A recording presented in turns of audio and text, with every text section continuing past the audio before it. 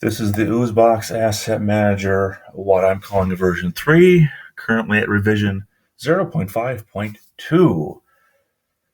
This is designed to be a graphics, dialog slash whatever asset manager for Uzebox games, or apparently anything else that works with similar technologies.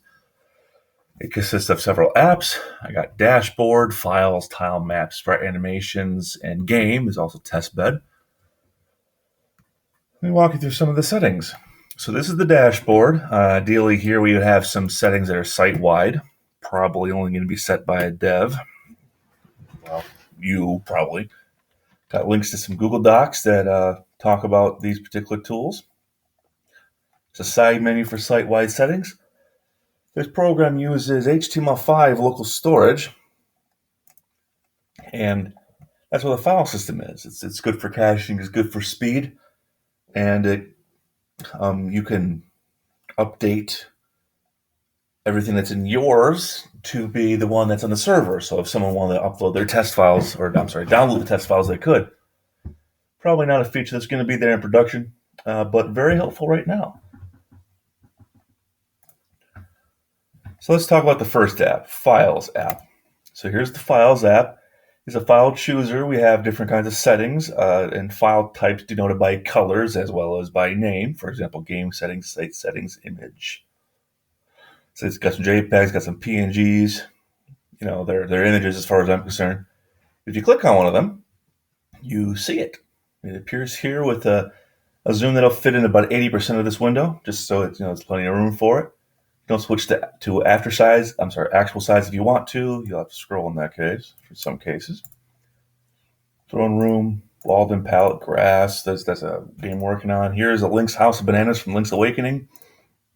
Sprite images, whatever. You can look through it all. Now that's for viewing. This is also good for text editing. For example, let's look at the Hero 1 sprites. It's the Hero 1 graphic, Hero 1 sprites. And this is an XML file. It's based nearly 100% on the gconvert Uzebox tool. So we have our input and output files and all that, of our name, our left and our top.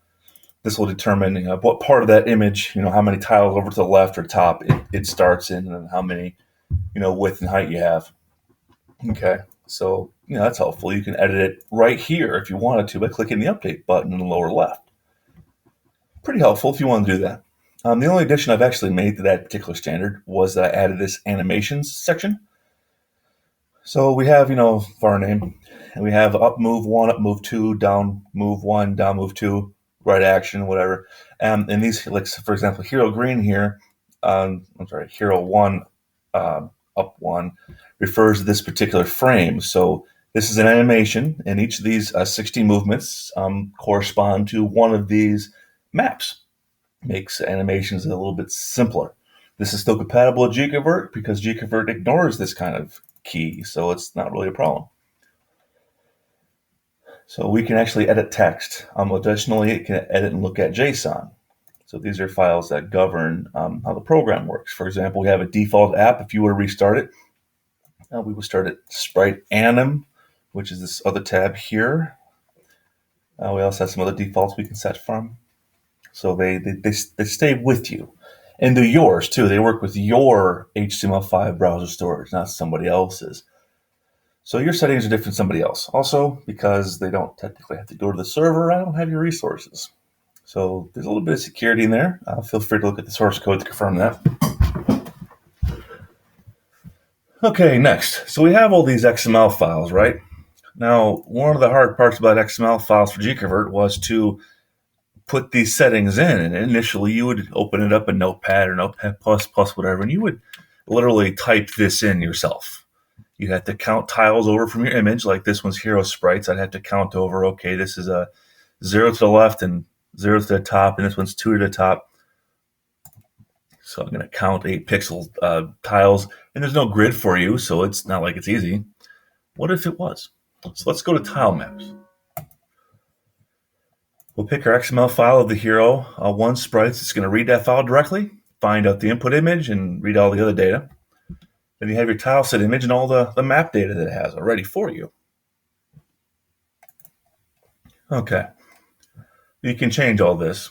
You can add a new row to the left live edit here. You can update the XML file, which just rewrites it for you with the new settings. Or you can make a brand new one, and it's going to ask you what you want your file name to be. So you don't actually have to start with an XML file. There's a template available for you. So let's say I want to add a new row. Just for example, I'm going to click this Add button up in the upper right.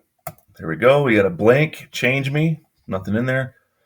Leave it alone for a second. Let's say I want to use one of these. Which frame do I want? Okay, I guess they're accounting, right? No. As soon as I hover the mouse over, you'll see that it's going to take advantage of this width and height setting that's already there. And then tell me, based on my mouse cursor position, how many left and top it is for that particular one. So it's important for your sprite sheet to be evenly spaced. But now you know exactly what to type in. So this one here, it's left 4 and top 0. So I'm going to type in left 4. Well, I'm going to give it a name first. Just call it test.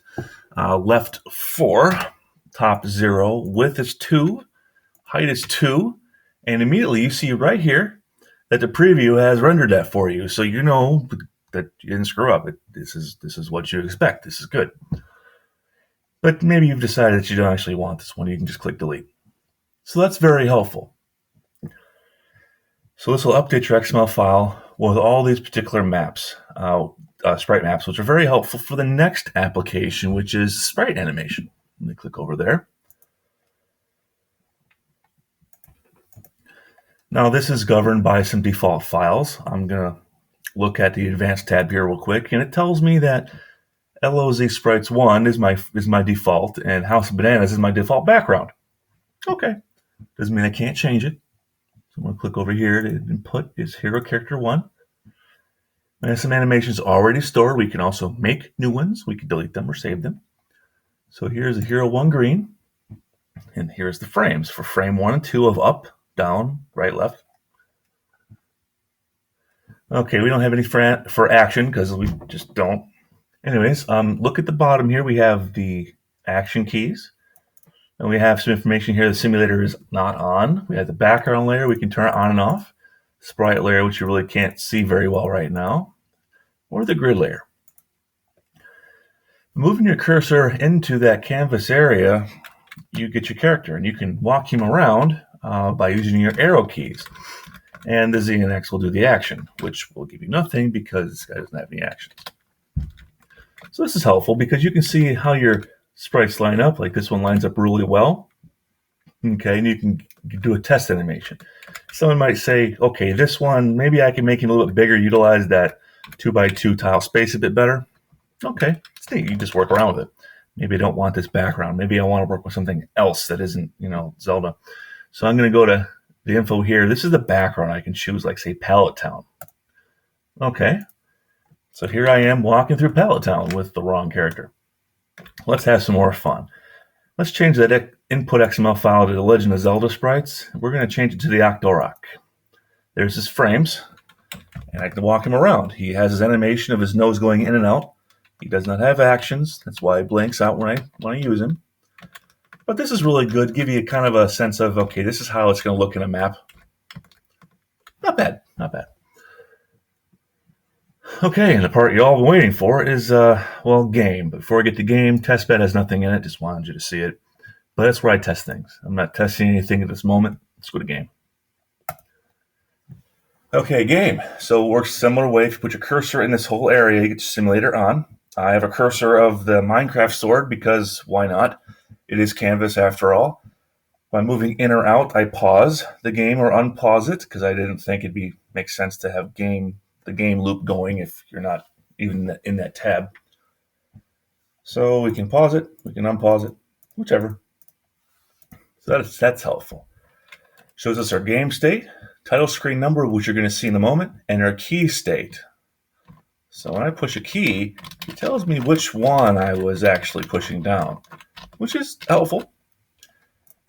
Now I have a special key configured just to show you what it would look like if I was to change the graphics. So let's push the button once, twice. There we go. This is the background for Dr. Mario. I just loaded up a picture. That's all I did. This is the one for Lolo. This is for Metroid. It's Double Dragon. It's game over. I got Legend of Zelda here somewhere. There it is. Okay, so the idea is that let's say I'm working with the initial title screens. I might have about maybe 3 title screens. I got to keep track of all that. Well, which graphic do I draw at that particular point? Okay, and then we just handle the logic. So this is actually as far as it is in the game itself. So the goal is that we would emulate the game here in JavaScript, and then there'd be a new export tab that'll let us export specifically to Uzebox related type resources.